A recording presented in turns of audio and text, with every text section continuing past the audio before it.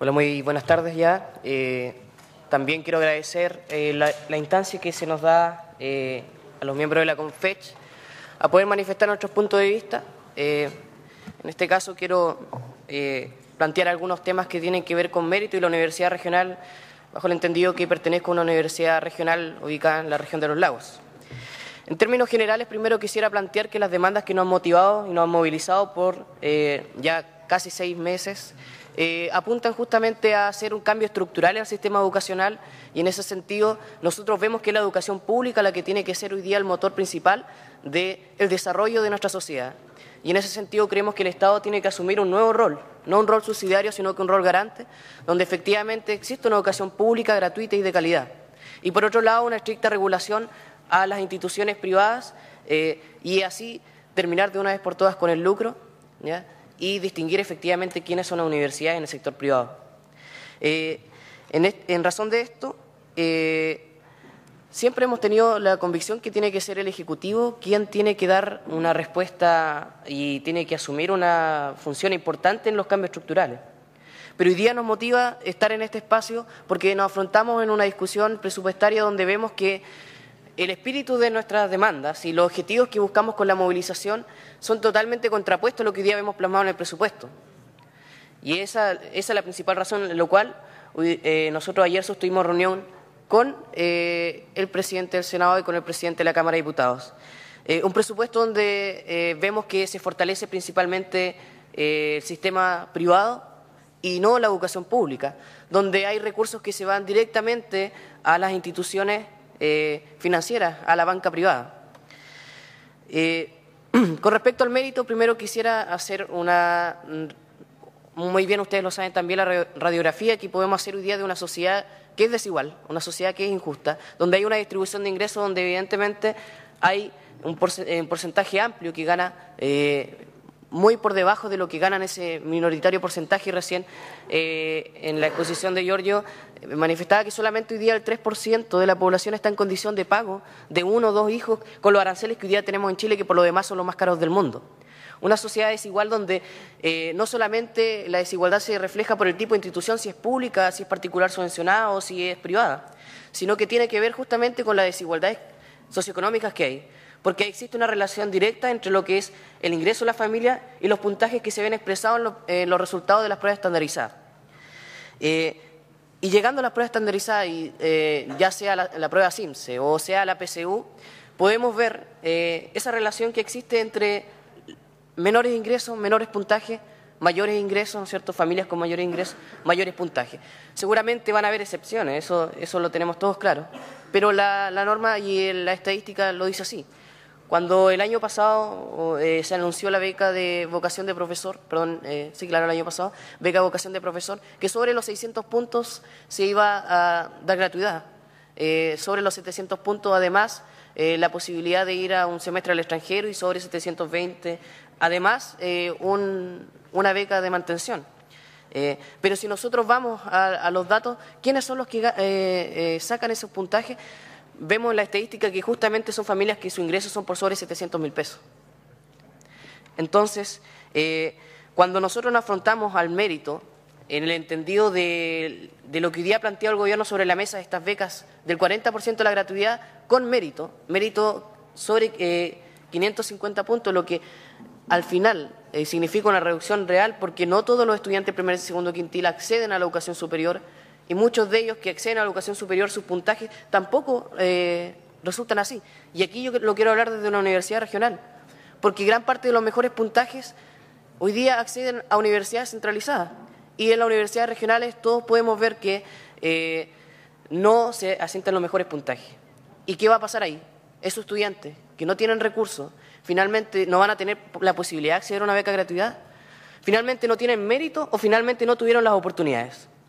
Yo creo que no tuvieron las oportunidades, porque hoy día vemos una educación que efectivamente está desprotegida por el Estado y a la cual nosotros hoy día hacemos el llamado, el fortalecimiento de la educación pública, para que así quienes no tienen para pagar o que no tienen esa posibilidad de elegir, que todos sabemos que no tienen la posibilidad de elegir porque no tienen la capacidad de pago, ¿ya?, que si va a la educación pública realmente tenga las oportunidades, y así el mérito nunca sería un problema. pero hoy día, en el corto plazo, es un problema, ¿ya? Y en ese sentido, quiero poner énfasis en el asunto del mérito, ¿ya? Porque, como bien decía Giorgio, el impacto va a ser muy marginal de estas becas de la gratuidad, ¿ya? Sumado también que hoy día el 40% más pobre del país no se diferencia mucho de lo que viene siendo el restante, hasta hablando del 90%.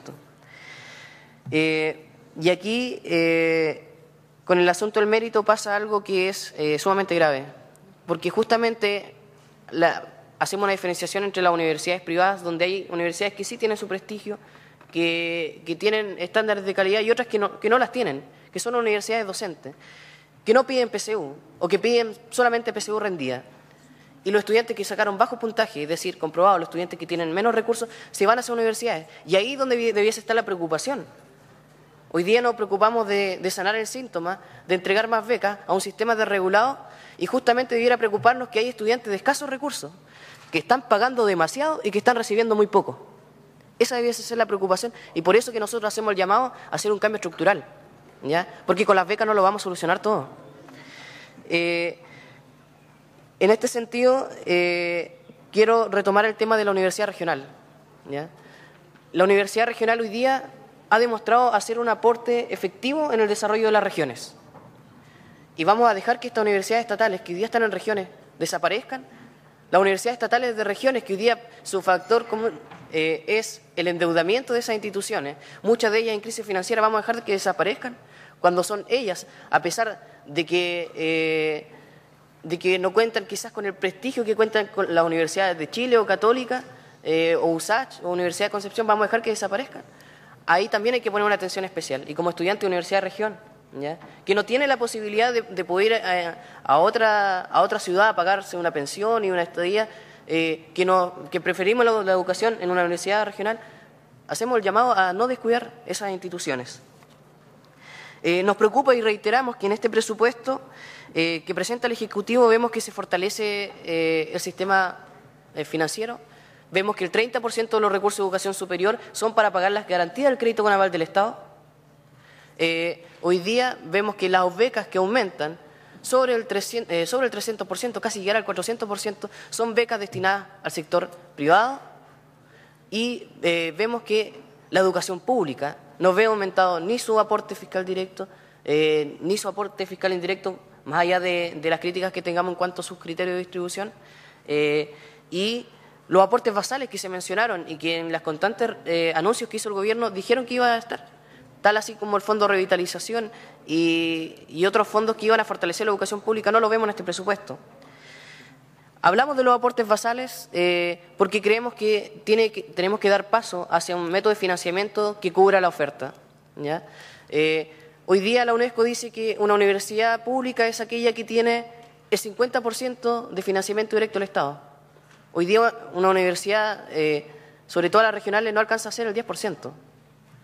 El promedio de la OCDE es el 71%. Podríamos decir hoy día en Chile no tenemos educación pública. Y como bien ponía el ejemplo Giorgio, o la matamos o la salvamos. Nosotros estamos acá justamente para defenderla, para que la salvemos, ¿ya? Algo que también vemos ausente en el presupuesto es los compromisos que se hicieron en materia de interculturalidad. Nosotros como Confech este año creo que dimos un paso sumamente importante en la integración. Integración de estudiantes que son distintos al común de los estudiantes chilenos, que son estudiantes provenientes de pueblos originarios, donde el Ministerio de Educación y el Gobierno en general hizo un compromiso con ellos, y no lo vemos reflejado tampoco en el presupuesto. Hoy día también queremos hacer el llamado en este espacio, porque también se hizo un compromiso en cuanto a la democratización, que era justamente modificar unos artículos del DFL2 que iban a permitir abrir los espacios de democratización tanto en las universidades públicas y de una vez por todas terminar con la prohibición que existe de organización en las universidades privadas. Vemos propaganda de universidades privadas, aquí formamos los liderazgos del país, pero resulta que no les permiten organizarse, no les permiten tener federaciones de estudiantes. ¿Qué liderazgo están formando? Debemos reconocer que la participación de nosotros en este espacio viene precedido de una desconfianza. Lo hemos reiterado muchísimas veces que para nosotros la experiencia que tuvimos el año 2006, donde finalmente consideramos que no fue un acuerdo de cara a la ciudadanía y no consideramos que haya sido un acuerdo que haya respondido a las demandas del movimiento social, nos genera una desconfianza, pero nuevamente estamos acá, ¿ya?, para hacer ese llamado a que justamente hoy día avancemos de cara a la ciudadanía, escuchando la demanda social, ¿ya? Y esto no es porque nosotros como Confetti nos arroguemos la voz del pueblo. Si bien hemos tenido manifestaciones por más de 5 meses, pero hemos tenido algo que es sumamente importante y que quisiéramos que aquí se tome en cuenta: el apoyo de la ciudadanía, porque entendemos que esto no solamente es un problema estudiantil, sino que una demanda social. Entendemos que esto no solamente es algo que deba resolver un gobierno o un parlamento, sino que es algo que tiene que resolverlo el Estado como política de Estado. Importantes grupos de expertos del país, académicos, también respaldan las demandas que nosotros estamos planteando. Y muy importante también las organizaciones internacionales que han dicho que nuestras demandas están en el marco del entendido de lo que hoy día son los derechos humanos, sobre todo el derecho a la educación. Por lo tanto, hacemos ese llamado a que este presupuesto no responde hoy día a las expectativas de las demandas de un movimiento que ha defendido demandas legítimas, ¿ya?, sino que seamos capaces de dar un paso en la dirección que nos permita avanzar a lo que realmente el país necesita, que es una educación pública muy, pero muy fortalecida. Muchas gracias.